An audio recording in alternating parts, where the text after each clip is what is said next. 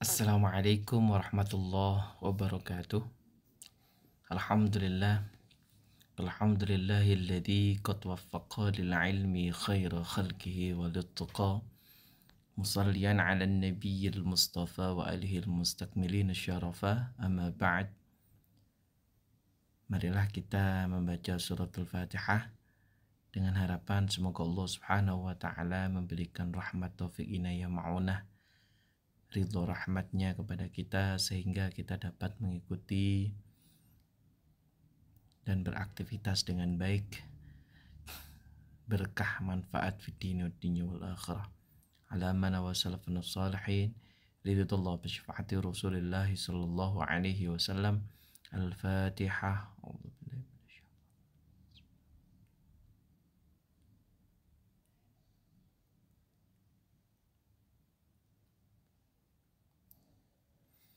Terima kasih. Baik, kita akan mendiskusikan terkait dengan ilmu waris ya, atau ilmu faraid. Dalam bahasa Inggris disebut Islamic Law of Inheritance. Dengan saya Abdul Hamid Ali. Kita akan membahas untuk ruang lingkupnya adalah definisi ilmu waris, dalilnya, urgensinya, hukumnya, rukunnya, ya, syaratnya, dan hikmahnya.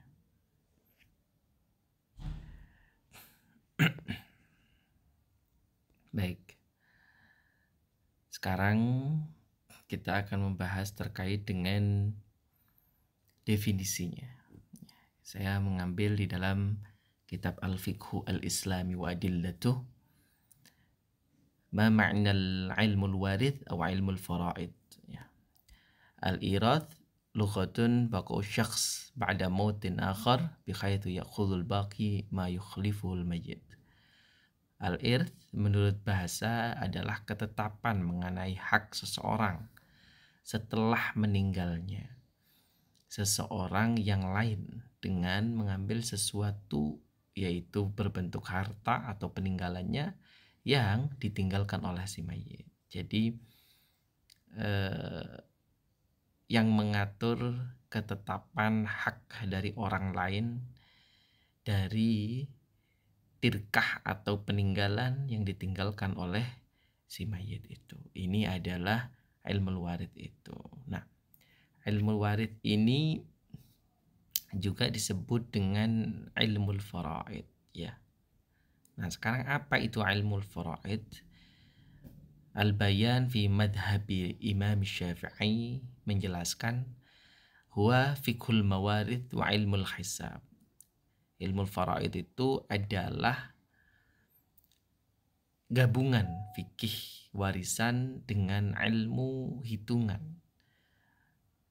Al-muwasala li ma'rifati ma yakhussu kulladhi haqqin haqqahu minat tirkah, yaitu ilmu yang digunakan untuk mengetahui bagian yang diperoleh oleh ahli waris dari harta tirkah, dari harta yang ditinggalkan oleh si mayit itu. Ini adalah definisi dari ilmu faraid, yaitu gabungan, dia juga ilmu syariat dan juga ilmu hitungan terkait dengan bagian-bagian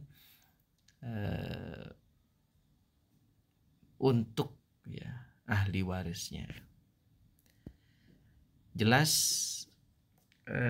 keputusan hukumnya diambil dari yang pertama Al-Quran, ya, yang kedua Sunnah, yang ketiga ijma'. Al-Hawil Kubra menyebutkan satu ayat, ya, walaupun memang banyak sekali ayat Al-Quran yang menjelaskan ilmu warid ini. Saya menyebutkan satu ayat, ya, di dalam Quran surat An-Nisa ayat 11 yang berbunyi a'udzubillahi minasyaitonirrajim. Bismillahirrahmanirrahim. Yusikumullahu fi auladikum lidzakari mithlu hadzil unthayain. Kurang lebih berarti Allah mensyariatkan bagimu tentang pembagian harta atau tirkah kepada anak-anakmu. Kedua adalah as-sunnah. As-sunnah sebagaimana hadis daripada Rasulullah sallallahu alaihi wasallam, ta'allamul fara'id wa 'allamuhan nas. Fa inni imru'u maqbulun wa innal 'ilma sayaqbidu wa tadharul fitan hatta yaqtaliful itnani fil fariḍah fala yajidani may yaqdha bainahuma. Rasulullah Shallallahu alaihi wasallam bersabda, hendaklah kalian belajar ilmu. Ini masalahnya adalah ilmu faraid, dan ajarkanlah kepada manusia. Pelajarilah ilmu faraid dan ajarkanlah kepada manusia. Pelajarilah Al-Quran dan ajarkanlah kepada manusia. Karena aku seorang yang dipanggil yang wafat, dan ilmu senantiasa akan berkurang, sedangkan kekacauan akan muncul hingga ada dua orang yang akan berselisih pendapat tentang wajib atau tidaknya satu kewajiban, dan keduanya tidak akan mendapatkan orang yang dapat memutuskan antara keduanya. Ta'allamul fara'id fa innaha min dinikum fa innahu nisful ilm wa innahu awwalu ilmin yanzi'u min ummati. Dalam hadits lain Rasulullah Shallallahu alaihi wasallam bersabda, pelajarilah ilmu faraid, karena sesungguhnya ilmu faraid itu adalah bagian dari agama kita. Dan sesungguhnya ilmu faraid itu dikatakan sebagian ilmu yang ada. Dan ilmu faraid juga adalah ilmu yang nantinya akan diambil oleh Allah, akan diangkat terlebih dahulu oleh Allah dari muka bumi ketika hari kiamat datang. Lalu apa urgensi kita mempelajari ilmu waris ini, ilmu faraid ini? Di dalam ilmu mirath atau tatbiqi, ya, ahmiyatul ilmu mirath, kepentingan atau urgensi daripada ilmu mirath ini ada dua. Yang pertama adalah anna mu'azzama ahkamihi qad waradat fi kitabillah azza wa jalla.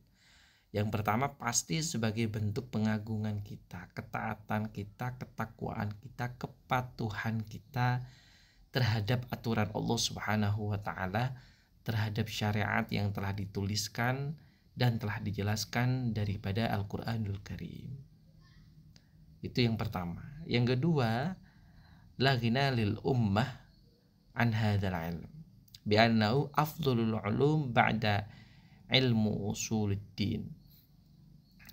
Karena memang ilmu faraid ini ilmu yang paling utama setelah ilmu usuluddin. Ya. Ini yang disampaikan oleh para ulama.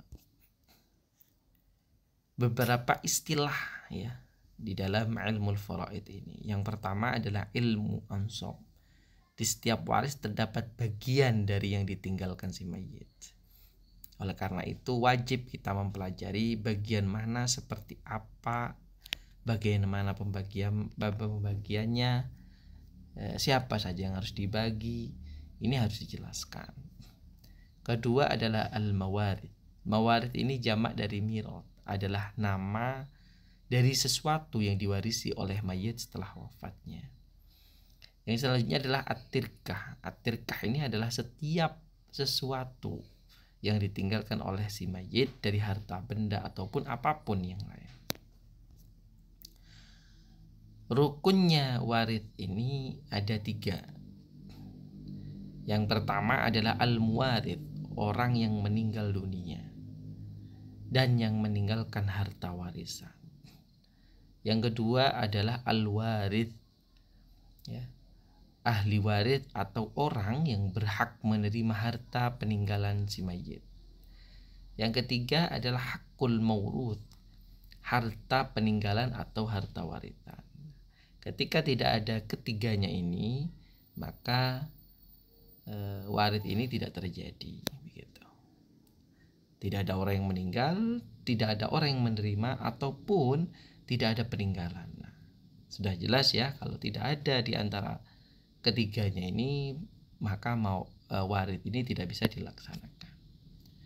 Syaratnya warid ada 3 menurut fiqhus sunnah. Yang pertama, faktanya atau adanya orang yang mewariskan, orang yang meninggal dunia, ini harus ada. Yang kedua, adanya orang yang menerima warisan setelah wafatnya. Yang ketiga adalah adanya hubungan antara keduanya yang terkena kewajiban, antara si mayit ataupun antara yang menerima. Begitu. Sebab-sebab warid ini ada 3 ya, menurut Minhajul Muslim. Yang pertama adalah nasab, baik ke atas atau ke bawah. Ketika kita bernasab kepada seseorang, baik itu ke atas seperti kakek, bapak, buyut ya, ataupun ke bawah anak perempuan, anak laki-laki, itu mereka semua yang mempunyai tali kekeluargaan dengan kita mempunyai hukum boleh untuk diberikan waris atau memberikan waris. Yang kedua adalah pernikahan. Pernikahan ini membolehkan memberikan warisan. Ketika kita menikahi seseorang, baik itu laki-laki ataupun perempuan, maka hal itu menyebabkan kita dibolehkan memberi atau diberi warisan. Yang ketiga adalah memerdekakan budak ya. Wa ayya'tika imru'un raqiqan 'abdan. Memerdekakan budak juga diperbolehkan memberikan warisan. Yang selanjutnya adalah hijab. Di dalam ilmu waris juga ada istilah hijab. Hijab ini adalah tidak bisanya seseorang ya mendapatkan warisan yang sebenarnya bisa didapatkan dikarenakan adanya ahli waris yang tali kekeluargaannya atau tali kekerabatannya lebih dekat dengan si mayit. Hijab ini berarti penutup ya, atau hal yang menghalangi. Itu adalah hijab. Nah, hijab di dalam ilmu faraid ini ada 2. Yang pertama adalah hijab hirman atau yang berarti gugur.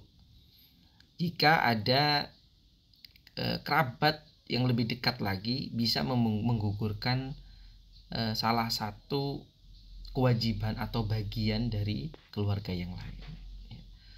Yang kedua adalah hijab nuqsan. Hijab nuqsan ini yang berarti terkurangi.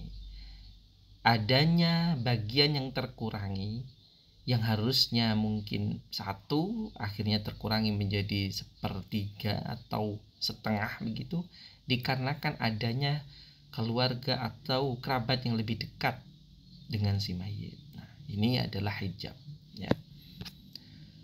Yang selanjutnya adalah sesuatu yang mencegah terjadinya waris. Itu ada beberapa menurut para ulama. Menurut ahkamul ahkam ala tuhfatul hukam ya, yang mencegah mendapatkan warisan itu yang pertama kafir. Ketika orang kafir maka dia tidak berhak menerima warisan. Yang kedua adalah budak. Ketika dia statusnya masih budak maka dia tidak bisa menerima warisan. Yang ketiga murtad.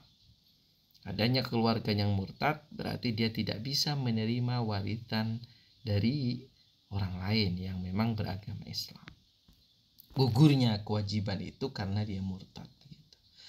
4 perceraian dari suami istri, akhirnya dia adanya perceraian, maka istri atau suami yang bercerai tadi tidak berhak menerima warisan. Yang kelima adalah pembunuhan. Ketika seseorang yang harusnya menerima warisan membunuh mayit itu, membunuh orang yang harusnya memberikan warisan. Dan ada lagi beberapa kriteria yang memang dijelaskan dari ulama-ulama lain. Nah, hikmah waris ini ada banyak sebenarnya. Saya mengklasifikasikan menjadi 3. Yang pertama adalah ketakwaan. Bukti kita mengaplikasikan atau mengimplementasikan ilmu waris ini adalah bukti kita taat kepada Allah kita menghormati hukum Allah, kita mengagungkan Allah Subhanahu wa taala. Pasti hukum atau syariat yang diberikan oleh Allah itu memberikan kedamaian. Ya, kedamaian di dalam kehidupan, kedamaian di dalam jiwa kita, dan juga kedamaian nanti ketika kita bertemu dengan Allah Subhanahu wa taala. Yang terakhir pasti keadilan. Tidak ada yang namanya aturan syariat memunculkan satu hal yang membuat kita merasa tidak adil. Adil ini proporsional. Adil ini bukan sama rata, tapi adil ini proporsional.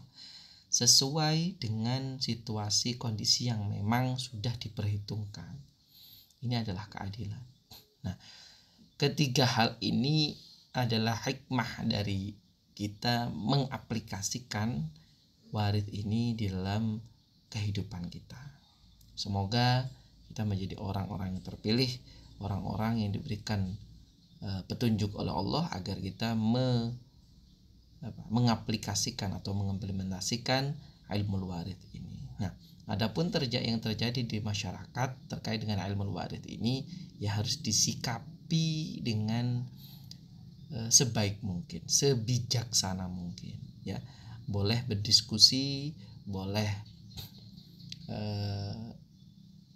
meminta nasihat kepada para ulama agar tidak terjadi hal-hal yang tidak diinginkan, karena memang fenomena yang terjadi di masyarakat terkait dengan warisan itu sangat kompleks, ya.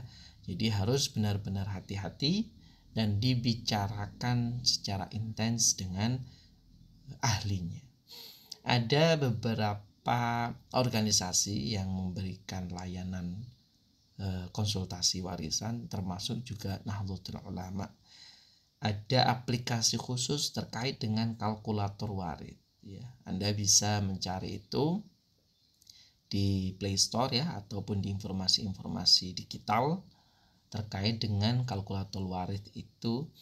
Kenapa saya memilih Nahdlatul Ulama? Karena memang Nahdlatul Ulama ini ada tim khusus, tim ahli yang memang sudah mumpuni di bidangnya. Mereka merumuskan satu aplikasi, satu platform terkait dengan warid ini. Jadi mungkin itu dari saya. Terima kasih. Syukran katsiran ala ihtimamikum. Alhamdulillah wa naqsulana. Al-afu minkum wallahul muwaffiq ila aqwamit thariq. Assalamualaikum warahmatullahi wabarakatuh. Terkait dengan pembagian perincian per keluarga seperti istri, suami, anak laki-laki, anak perempuan dan sebagainya bisa dilihat di tabel khusus, ya. Karena kalau di sini terlalu kecil-kecil dan tidak bisa dilihat, ya. Mungkin itu dari saya. Terima kasih. Assalamualaikum warahmatullahi wabarakatuh.